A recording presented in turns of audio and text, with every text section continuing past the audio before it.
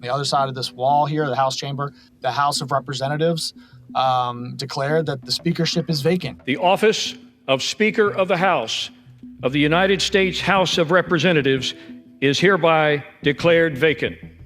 It's the first time that's happened in American history.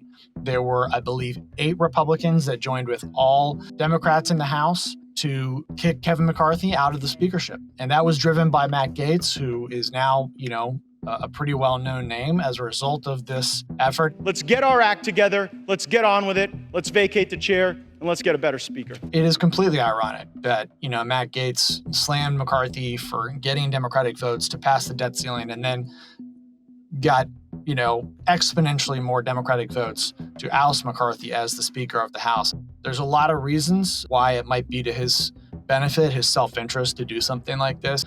Potential run for governor in Florida, outrage and attention are definitely assets in today's political environment. It's an unfortunate reality of our incentive structure now. In fact, a lot of power in politics comes from the ability to attract attention and generate outrage and then raise a lot of money online.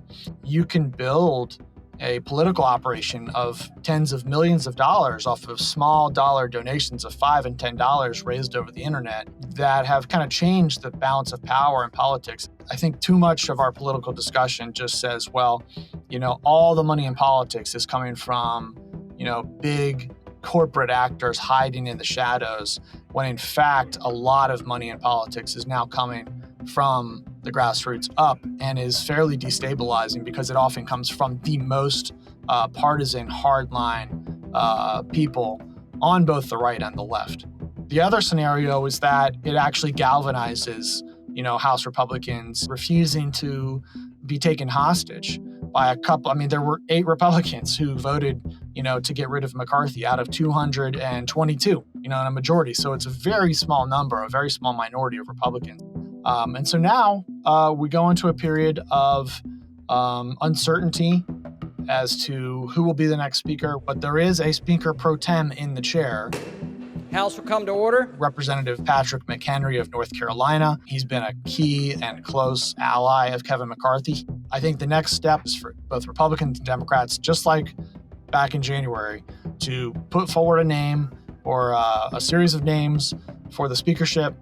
But at the end of the day, it's a math game. If Republicans can't get a majority of votes, then they either have to find somebody else or they have to potentially work with Democrats on a consensus pick and at some point go through that same process we went through in January of naming a new speaker. The chair declares the House in recess, subject to the call of the chair.